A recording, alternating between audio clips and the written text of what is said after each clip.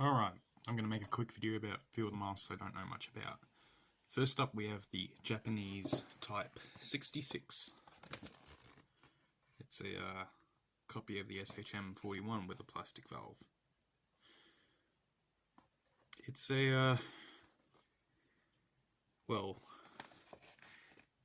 it's interesting. Its quality is dubious.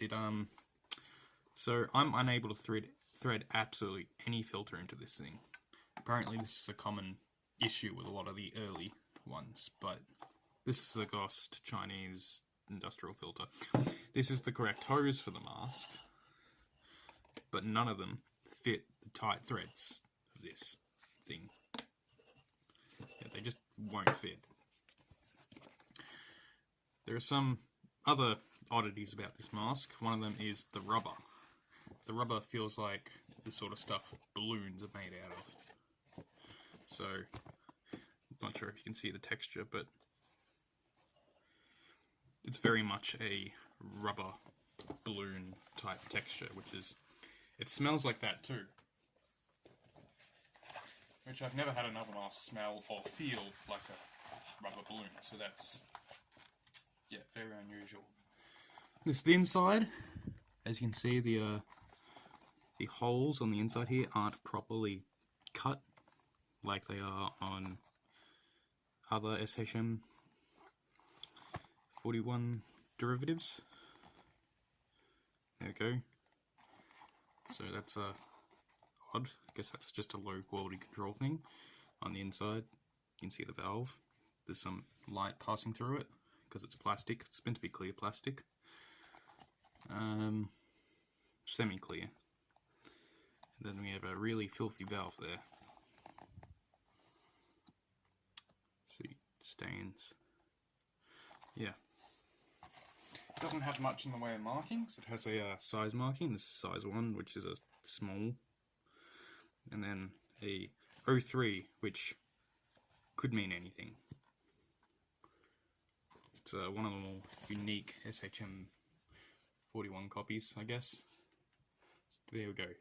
Chinese Type 66.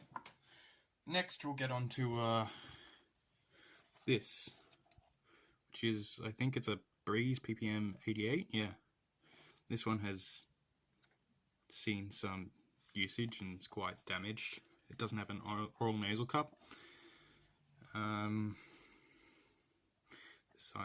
This side's completely snapped off. It's got a side diaphragm. It's an industrial variant. It's got these clamps instead of the usual Russian folded metal.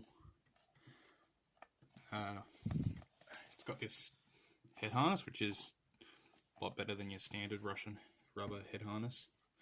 It's still kind of bad, but well, I really like its colour. It's yellow, so it's got a marking on the back, 2009. No idea what that says. It's a Ghost threaded mask, I believe. Yep.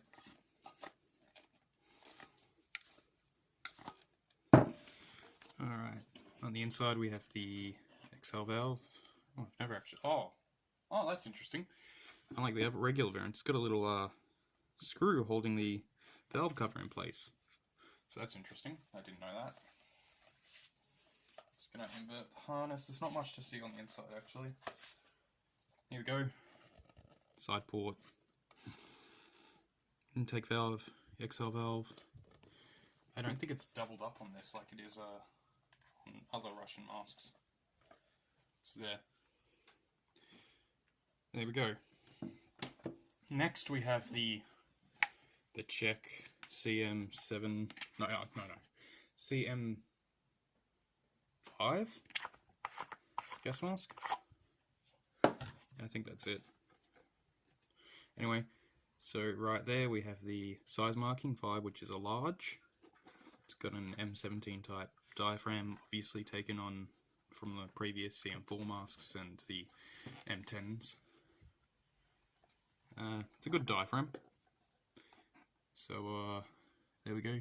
The some sort of production marking. It doesn't have a stamp there for some reason. Let's see what else we got here. Anything on the inside yet? There's some quality control stamps on the inside that I'll get to in a moment. You can see them just there and up the top here. On the inside, you've got the oral nasal cup, very comfy one. Tissot deflectors that are integrated into the nose cup.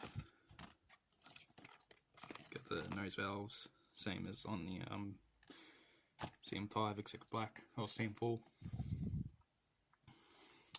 Just gonna have a quick look. Yeah, peripheral. So it's pretty much a black rubber CM4 with a panoramic visor. Now I might just put it on and talk with it. Right, here we go. Here's the diaphragm. It's pretty good. Don't have much to say about it. It's a NATO threaded mask, not GOST like the CM4s tend to be. And we've got a, yeah, so there we go, CM5, right on the XL valve. Alright, not much else to say about that. It's a good mask. And to the last one, we have the Krimney 2BL. Soviet prototype. Mine is from 1982, size 2, which is a medium. Oh, no, sorry. Year must be 76. I don't know how these markings work. The factory must be Tambosh. Not sure about that. Sorry, just a moment. Sorry about that, got distracted by the neighbour's cat. Anyway. Harness markings. This big, fat filter, cheek filter. There's some markings on there. That piece, you can remove it. Don't remember how. Maybe it was... Yeah, I'm not going to try. It's got this skirt that seals the cheek filter in. Haven't seen that on many masks, if any I can think of off the top of my head anyway. Black metal painted on. There we go. On the inside there's nothing special.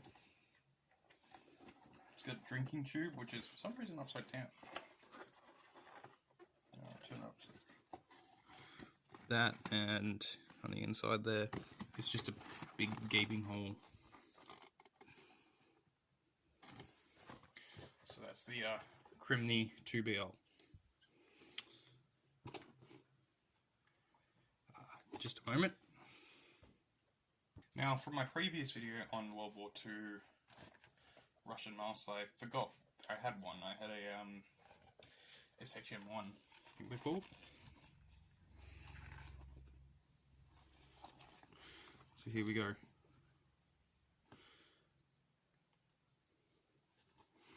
I think, if I remember the date on it, it was 1942 on this. Yeah. But there we go. Mine needs a new tape and wire around there. Headpiece, the face mask itself is in good condition. There we go, the eyepieces.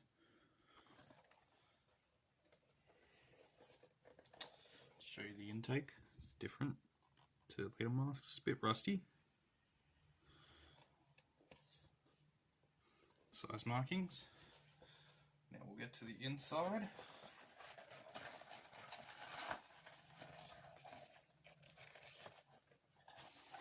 Here we go. We've got a stamping of some kind. And you've got the Tissot system, which have the markings 2 and 3 on them for some reason. I've never noticed that before, actually. Huh. There's a little symbol on the metal, probably the bruiser of the valve down there. Try and get this focused. There we go. yeah. So there we go. Just an assortment of gas masks I haven't talked about yet. Alright, thanks for watching.